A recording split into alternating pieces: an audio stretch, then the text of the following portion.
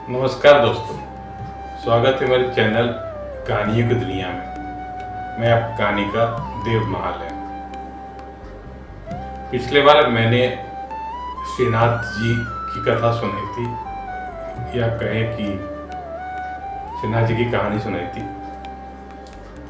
दो भागों में, जिसमें श्रीनाथ जी की लीला एवं उनके भक्त कुंभन दास जी की लीला थी, उनके साथ किया गया लीला था।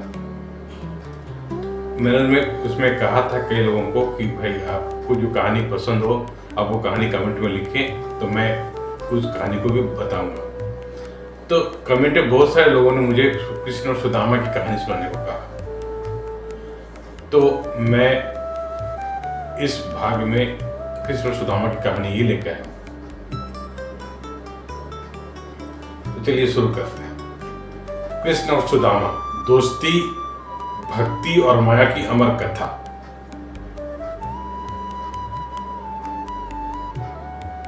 हम उसे सोचते हैं कृष्ण और सुदामा की दोस्ती है, नहीं, एक्चुअली में ये भक्ति भी थी और दोस्ती भी थी, क्योंकि सुदामा श्री कृष्ण के बहुत बड़े भक्त थे, वो बहुत ज्ञानी भी थे और वो जानते थे कि श्री कृष्ण कौन है। तो चलिए शुरू करते हैं। बहुत सारे पहले की बात है, जब न द्वारका का वैभव था, न गरीबी का विषाद, न राजा का घमंड, न ब्राह्मण की लाचारी। उस समय दो बालक थे, कृष्ण और सुदामा, जो कि संदीपनी ऋषि के आश्रम में अपनी पढ़ाई पूरी कर रहे थे।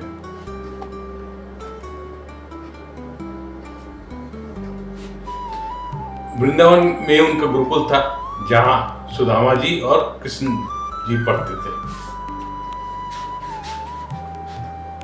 तो उनका गुरुकुल में काम था अपनी पढ़ाई पूरी करना, साथ में गुरुकुल के दिए गए कार्यों को भी करना। तो उन्हें कार्य मिला था जंगल से लकड़ियां चुन के लाने का, ताकि गुरुकुल में खाना बनने में उनके बनने की जो जरूरत है उसमें उनकी सहायता कर सके।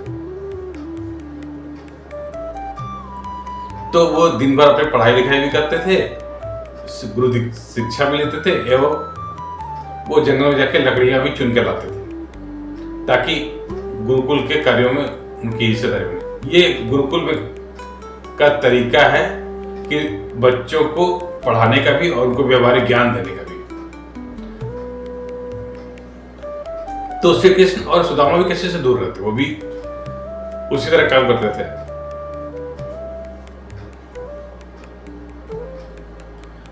और जब बच्चे कहते मतलब श्री कृष्ण और सुदामा दोनों छोटे ही थे, बच्चे ही थे, उन लोग दोनों जब जंगल जाते थे लकड़ियां चुनने के लिए, तो गुरु माता उन्हें टिफिन दिया करता है। जिस समय भाषा बोले तो टिफिन दिया था, लेकिन टिफिन का एक्चुअली हिंदी स्वरूप पता क्या है? टिफिन का हिंदी का मतलब है बंटा।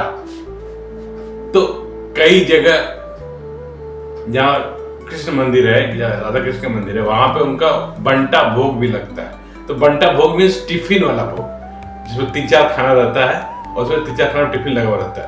मान लीजिए सुबह का बाल भोग लगा, फिर राजभोग दोपहर का लगता है, लेकिन पीछे भगवान को खाने का मन हो गया तो क्या खाएंगे, इसलिए उनको बंटा भोग बोल के लगाया जाता है। मैंने पिछले बार बताया था। बंटा भोग मीन्स टिफिन उनको दिया जाता है, ताकि आप टिफिन निकाल के खा लीजिए, बीच में खाना खा लीजिए, ठीक है। तो टिफिन एक्चुअली उनको बंटा दिया जाता था, बंटा भोग दिया जाता, ताकि आप जाके जंगल में खाएं और लकड़ियां चुनकर लाएं।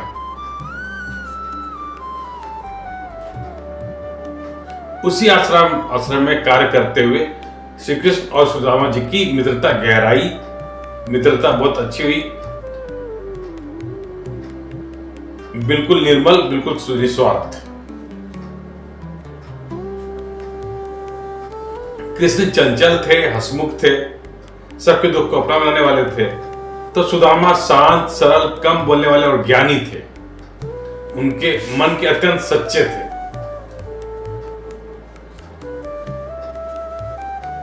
उन लोगों की दोस्ती बहुत गहरी होती चली गई। धीरे धीरे जैसे जैसे उन लोगों ने पढ़ाई किया, जंगल जाकर अपनी दो मित्रता उनकी बहुत गहरी होती चली गई। फिर आगे हम बढ़ते हैं।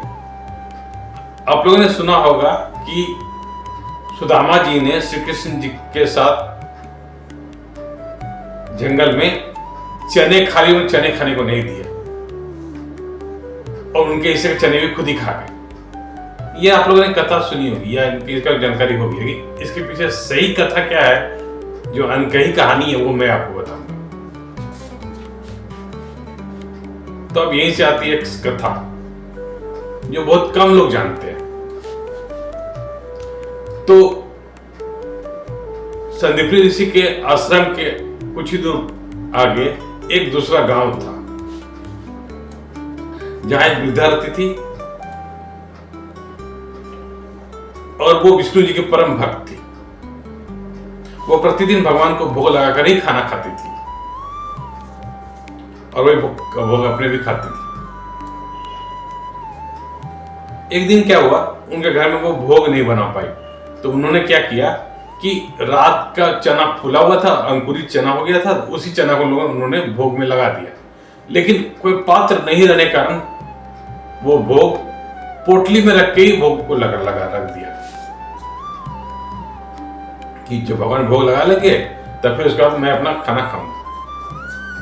ये सोच के वो भोग शाम को लगा दिए और वो पोटली पे बांध के वहीं रख दी।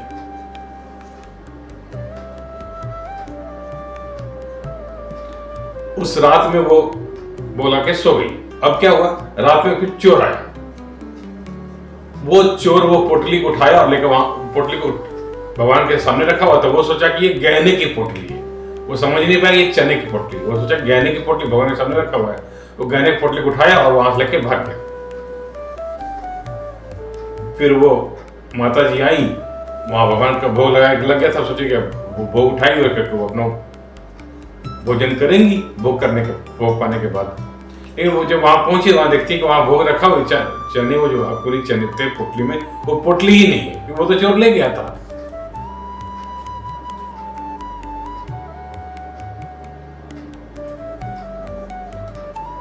जब वो वृद्ध माता ने वो चना की पोटली नहीं पाया, तो वो समझ गई किसी ने चोरी कर लिया। तो उन्होंने दुखी होते हुए श्राप दिया कि जो भी इस चने को खाएगा वो दरिद्र एवं श्रीहीन हो जाएगा।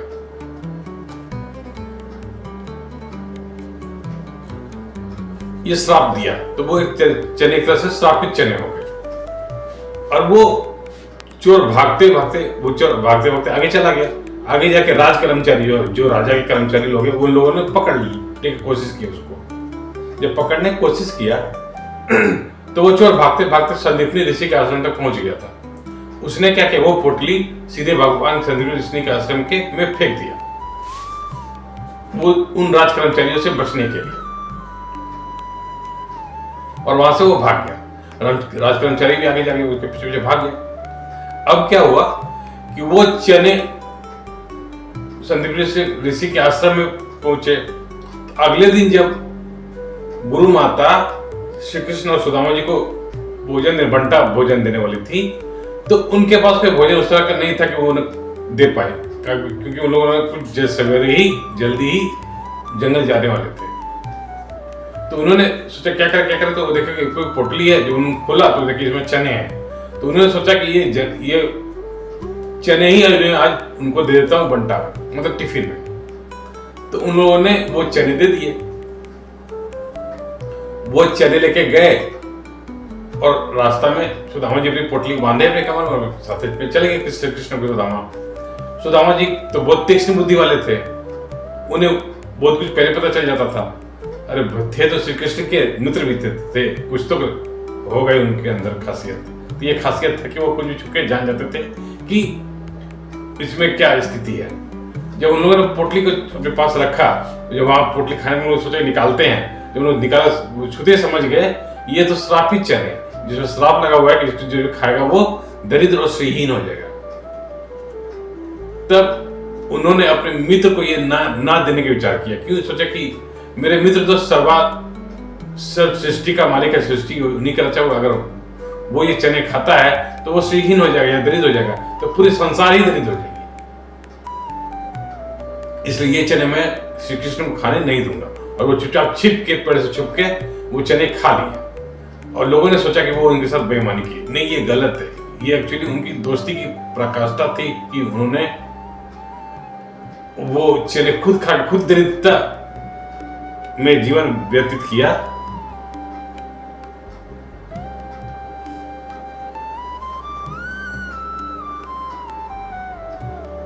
उनके सामने ये बहुत कठिन निर्णय था।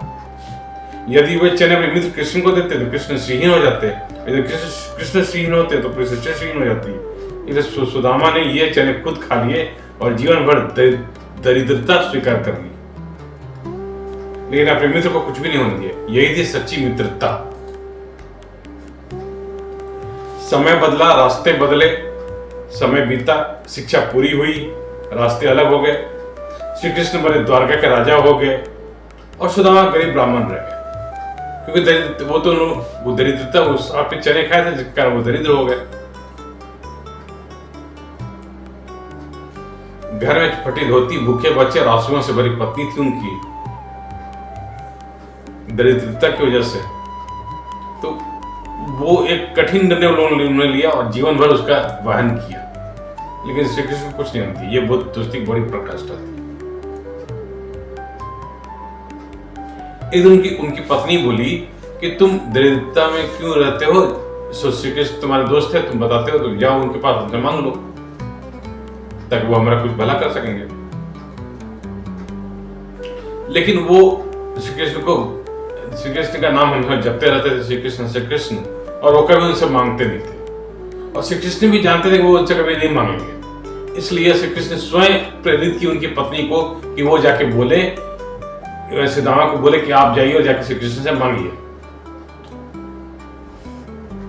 तो सुदामा जी की पत्नी ने बोला सुदामा जी को कि आप जाइए और जाके श्री कृष्ण जी से अपने लिए कुछ मांगिए। सुदामा जी संकोच में पड़ गए। मित्रता में कुछ मांगना उनके स्वभाव में नहीं था। फिर पत्नी ने पड़ोस से पत्नी ने समझाया कि आप ऐसा कीजिए, नहीं तो आपके बच्चे बहुत काफी परेशानी में आ जाएंगे। तो अपनी पत्नी और बच्चों की स्थिति को देखते हुए वो उनके लिए तैयार हो गए। ठीक है, मैं जाऊंगा, लेकिन दोस्त के यहाँ जा रहा हूं तो खाली हाथ तो जाऊंगा नहीं। तो उनकी पत्नी ने पड़ोस से थोड़ा सा चावल उधार लिए और उसे एक पोटली में बांध दिया।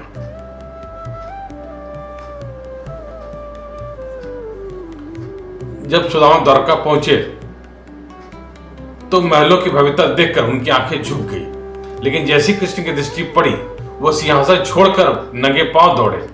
सुदामा सुदामा, उन्होंने मित्र को गले लगाया, उनके हाथों में उनके चरण धोए, उन्होंने हाथों से उनके चरण धोए।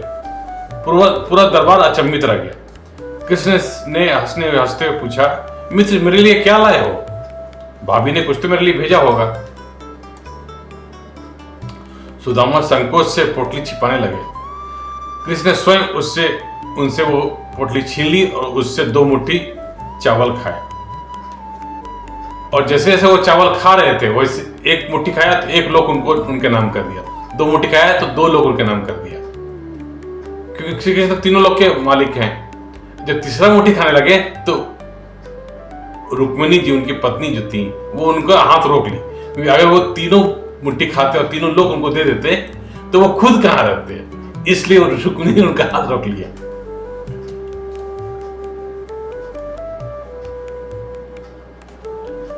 फिर उन्होंने उनको रहने खाने की व्यवस्था की। कुछ समय के लिए उनको बोला कि आप सुदामा जी, आप कुछ समय के लिए रुकिए मेरे यहाँ और यहाँ पे रहिए, मेरे साथ रहिए, मित्रता का हम लोग साथ में समय व्यतीत करेंगे, कुछ पुराने दिन को याद करेंगे। तो उन लोगों ने साथ में कुछ समय बिताया। और रात में सुदामा जी ने पूछा श्री कृष्ण से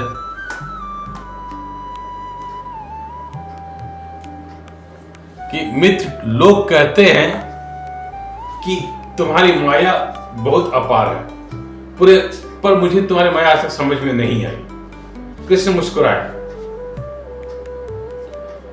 बोले माया का रहस्य मैं तुम्हें बताता हूं।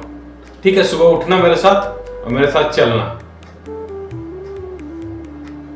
हम लोग समुद्र के किनारे चलेंगे, वहां नहाएंगे, तब तुम्हें माया का रहस्य समझाऊंगा। बोले ठीक है। वे दोनों समुद्र तट पर पहुंचे। कृष्ण बोले साथ में समुद्र किनारे गए, साथ सुदामा को लेके बोले कि चलो सुदामा, हम लोग 3 डुबकी लगाते हैं। तो सुदामा जी बोला ठीक है चलो।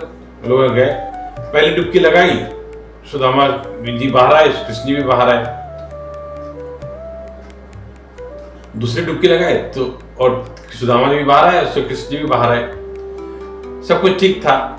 तीसरी डुबकी लगाने जब गए, तीसरी डुबकी सुदामा भी लगा और श्री कृष्ण भी लगा, लेकिन श्री कृष्ण बाहर है, सुदामा जी बाहर नहीं है। तो सुदामा जी सीधे किसी और लोक पे चले गए। जब उन्होंने आंख खोला, खुद को एक दूसरे लोक पे पाया जहां स्वयंवर चल रहा था, और वो सुदामा जी सीधे वही स्वयंवर में, उस लोक के स्वयंवर में पहुंच गए जहां पे स्वयंवर चल रहा था, और राजकुमारी अपने हाथों में वरमाला लेके बढ़ रही थी आगे। सुदामा जी सामने पड़ गए, और सुदामा जी को वो राजकुमारी देखी। राजकुमारी को वो सुदामा जी काफी पसंद है, और उन्होंने उनके वरमाला उनके गले में ही डाल दिया। इस तरह उन्होंने उनका वर चुन लिया, उनका विवाह हो गया, समय बीता, उनकी संतान हुई, वैभव आया, राज वैभव बहुत बड़ा हो गया उस लोक में। उनके बच्चे भी 5-6 बच्चे हो गए। कई वर्ष बीत गए, और कई वर्ष बीतने के बाद उनकी पत्नी का देहांत हो गया। देहांत होने के बाद वहां राज्य, उस लोक में, उस राज्य का नियम था कि अगर पत्नी का देहांत पत्नी से पहले हो जाता है तो पति को उस पत्नी के शव के साथ बांधकर जिंदा जला दिया। अब ये प्रक्रिया उनके साथ होने लगी। उन्होंने कहा ऐसा नहीं करो, लेकिन ये प्रक्रिया तो वहां राज्य को सभी करना था, तो उनको ही करना पड़ा। उनको ही बांध दिया गया और शव को जलाने के लिए ले जाया गया। जब शव में चिता में आग लगाई गई तो सुदामा जी ने हाथ उठा कहा, हा कृष्ण मुझे बचाओ। तो श्री कृष्ण ने उनको समुद्र के जल से ऊपर बाहर खींच लिया, और सुदामा जी बाहर आ गए।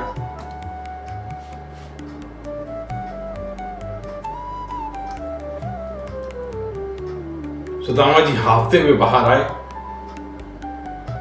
कृष्ण मुस्कुराए और बोले, मित्र यही तो मेरी माया है, समझ में आया मेरी माया? क्षण भर में तुमने कई समय बीत गया, ये क्या था? यही माया थी कि तुम्हारे लिए तो ये काफी समय बीता, तुमने सारा कुछ हुआ, लेकिन मेरे लिए एक क्षण बीत गया, क्षण में सारा कुछ हो गया, यही माया है। और दोनों हंस पड़े।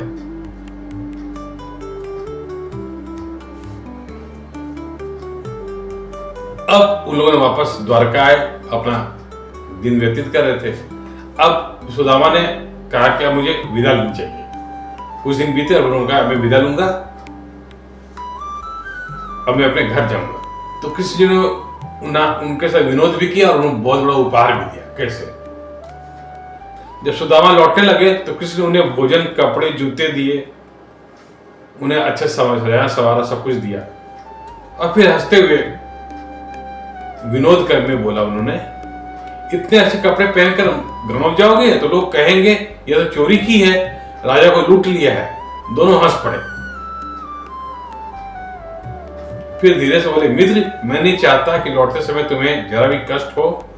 जब सुदामा अपने गांव पहुंचे तो जो कष्ट हो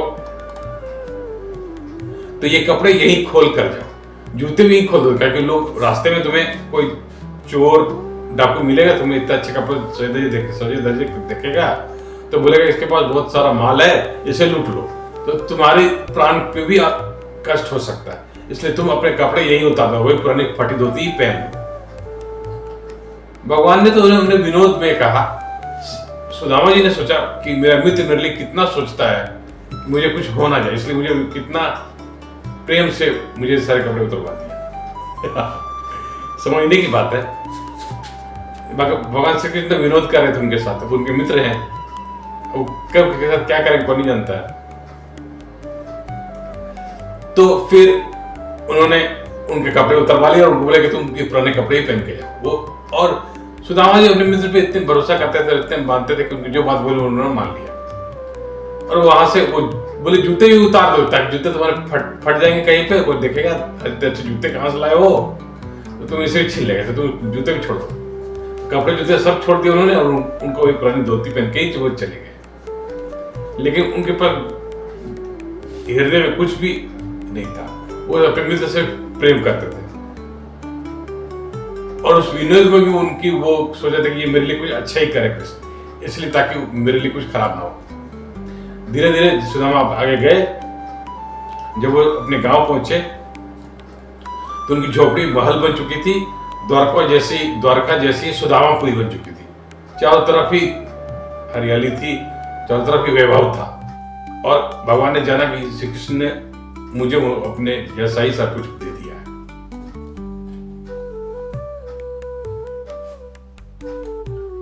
कृष्ण ने, सुदामा समझ गए कि कृष्ण ने बिना मांगे सब कुछ दे दिया। सच्ची दोस्ती सच्ची भक्ति है। यही सच्ची दोस्ती है, यही सच्ची भक्ति है, जहां राजा झुकता है और मित्र कभी छोटा नहीं होता। नैतिकता ये है कि सुदामा को तब ये समझ में आया कि श्री कृष्ण ने मुझे कभी कुछ मांगा नहीं और उन्होंने कृष्ण से उन्होंने भी श्री कृष्ण से कुछ नहीं मांगा, फिर भी कृष्ण ने उनकी गरीबी को हर ली, उन्हें उनके आत्मसम्मान को बचाए रखा। यही सच्ची दोस्ती है, जहां देने वाला नहीं देखता है कि सामने वाला क्या मांग रहा है, बल्कि ये देखता है कि उसे किस चीज की वास्तव में जरूरत है। और ये सच्ची भक्ति, जहां भगवान अपने भक्त को कभी खाली हाथ नहीं लौटाते, पर इतना देते हैं कि उसका सिर कभी झुके नहीं। इसलिए कृष्ण सुदामा की यह कथा आज भी हमें सिखाती है कि धन, पद और वैभव दोस्ती की छोटी नहीं करते, बल्कि सच्ची मित्रता ही हर भेद को मिटा देती है। यही कारण है, यही कहानी आज भी सच्ची मित्रता, सच्ची भक्ति का सबसे पवित्र और अमर उदाहरण मानी जाती है, कृष्ण सुदामा की मित्रता। तो दोस्तों, मेरी ये कहानी का सफर कैसा लग रहा है आप लोग बताएंगे। मेरी कहानी की दुनिया कैसा लग रही है आप मुझे कमेंट में बताएंगे और आगे और कमेंट करेंगे, ताकि मैं जिस भक्त की कहानी या जिस कहानी सुनना चाहते हैं वो आप कमेंट करें तो मैं आपको आगे कहानी सुनाऊंगा। और मेरे चैनल को फॉलो और सब्सक्राइब करना भूले नहीं, ताकि आपको सही समय पे सही कहानी सब कुछ आते रहे। धन्यवाद।